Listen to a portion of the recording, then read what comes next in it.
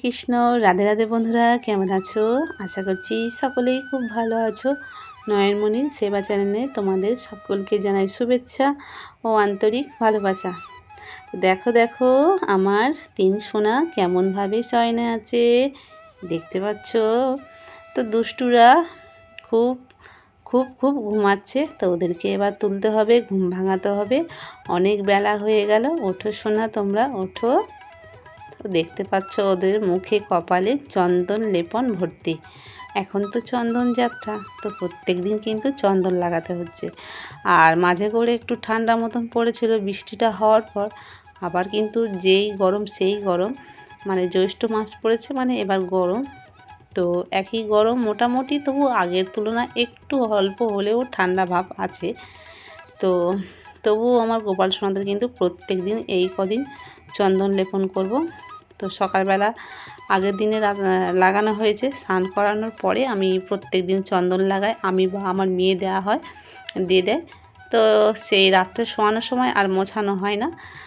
তো এখন ভালো করে একটু মুখ টুকগুলো মুছিয়ে নিচ্ছে। আর আবার যখন দুপুরে স্নান করানো হবে তখন কিন্তু আবার চন্দন দেওয়া হবে। প্রত্যেক দিন রেগুলার এখন নিয়মিত এই কদিন কিন্তু ভগবানকে চন্দন লেপন করতে হবে। তো সকালবেলা মোছামুছি করে নিয়ে তারপরে সকালে বাল্যভোগে দেখো একটু মিষ্টি আছে, এই মিষ্টি দেওয়া হচ্ছে। সমস্ত কাজকর্মগুলো সারাছড়ি হয়ে গেছে, হয়ে গিয়ে তারপর গোপাল সোনাকে ভোগ নিবেদন করা হচ্ছে।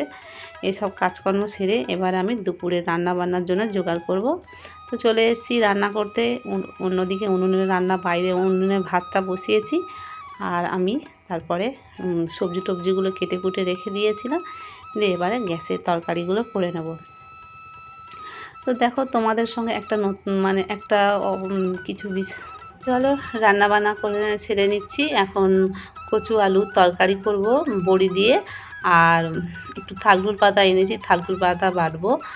আর আর কুদরি একটু সর্ষে বাটা দিয়ে ঝাল করব।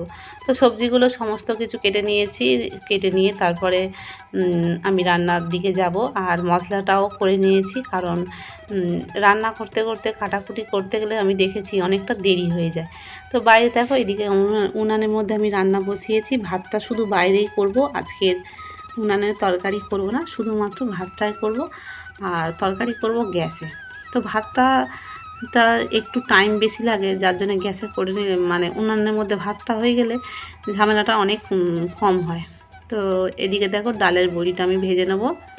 আর ডালের বড়ি বন্ধুরা অনেক দিন কিন্তু খাওয়া হয়নি। আর কচুরমুখী তো আমার খুবই ভালো লাগে, আমি বলতে আমার গোপুসোনা ভীষণ পছন্দ করে। আর কচুরমুখী তো তোমরা জানো যে রাধারানীর খুবই প্রিয়।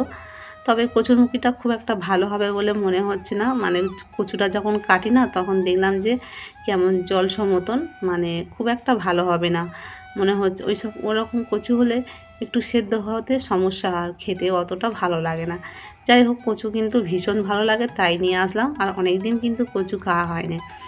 আর একটু পাঁচ ফোড়ন দিয়ে দিলাম তেলের মধ্যে, দিয়ে একটু নাড়াচাড়া করে নিয়ে তারপরে একটু কাঁচা লঙ্কা টমেটো দেব। এই গরমেতে কচুর তরকারিটা খুবই ভালো লাগে। আর একটু টক হলে না খুব ভালো হতো। ভেবেছিলাম একটু আমের চাটনি করবো বা আম নেবো, কিন্তু নেওয়া হলো না। আর টমেটম বাড়িতে অনেক রয়েছে, কিন্তু এই টমেটমগুলো না একদম ভালো না, খুব একটা মানে চাটনিগুলোর টেস্ট হয় না।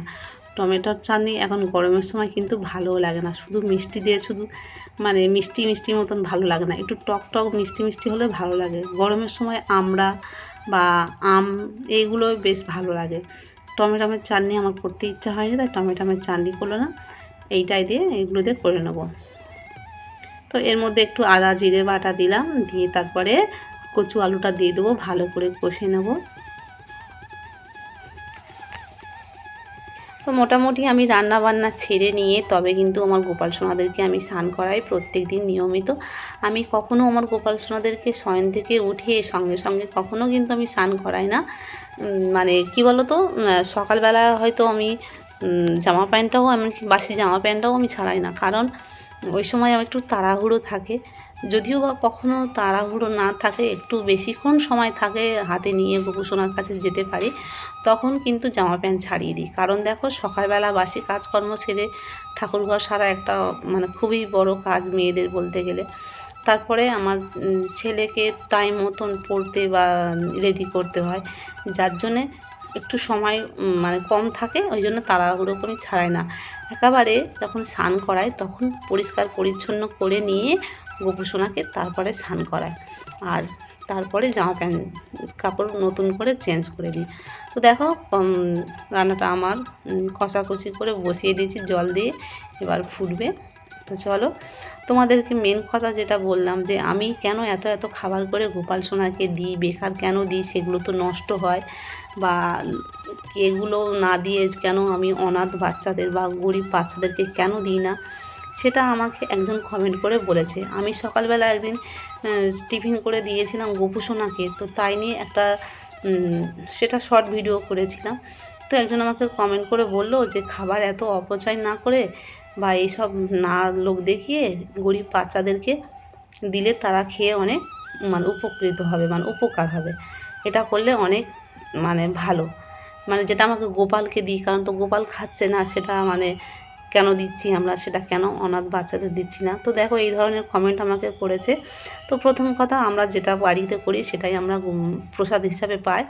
আর সবথেকে বড় কথা, আমরা যেটুকুনি পরিমাণ করি, আমরা বাড়িতে যে কজন সদস্য আছে, যে কজন মানুষ আছে, সেই হিসাবে খাবারটা কিন্তু করি, কোনো অপচয় করার জন্য আমরা করি না, সেটাই আমরা প্রসাদ পাই। কোনো দিন কোনো জিনিস নষ্টও আমরা করিনি। আর হ্যাঁ, অনাথ বাচ্চারা অনেক রয়েছে সত্যি কথা বলতে, তো সেগুলো দেখার ভালো আমাদের মতন করার মতন ক্ষমতা আমাদের নেই। যতটুকুনি আমাদের বাড়িতে কেউ হয়তো সাহায্য চাইতে আসলো, বা রাস্তাঘাটে কোথাও কেউ কোনো দিন যদি মানে সাহায্য চায়, আমাদের যেমন সামর্থ্য 10 টাকা 20 টাকা 50 টাকা যেমন পারে কিন্তু পারি তেমনটাই দিই। এর থেকে বেশি আমরা আর কী করতে পারি বলো? যে ভাই কমেন্ট করে লিখেছে, সে ভাই কিন্তু আমাদের বন্ডের নয়, সে হলো মানে সেই ভাইটা মুসলিম, তাই তিনি কিছু জানে না বোঝে না মানে কমেন্টটা করেছে, তাতে আমার কিন্তু কোনো মানে কষ্টও হয় না, কারণ যেহেতু তিনি সম্পূর্ণ অন্য ধর্মের, তো আমাদের ধর্মের মানে সংস্কৃতি বা আমাদের ধর্মের কী কালচার সেটা তো তিনি বুঝবেন না, তিনি যেমন পেরেছে কমেন্টটা করে দিয়েছে, তাতে আমার কোনো দুঃখ নেই। তো দেখো, আমি তো প্রত্যেকদিন নিত্য নতুন করে আমার গোপাল সোনাকে আমি সেবা দিয়ে থাকি, আর সেই প্রসাদটা আমরা পাই। এমনকি 56 ভোগও যখন করি, তাতেও কিন্তু কখনো নষ্ট হয় না। তো সমস্ত কিছু আমরা প্রসাদ হিসাবে পেয়ে থাকি। তো দেখো, দুপুরের সেবাটা আমি দিয়ে দিয়েছি। তো কেমন লাগলো অবশ্যই কিন্তু কমেন্ট করে জানিও বন্ধুরা। রাধে রাধে, হরি বল।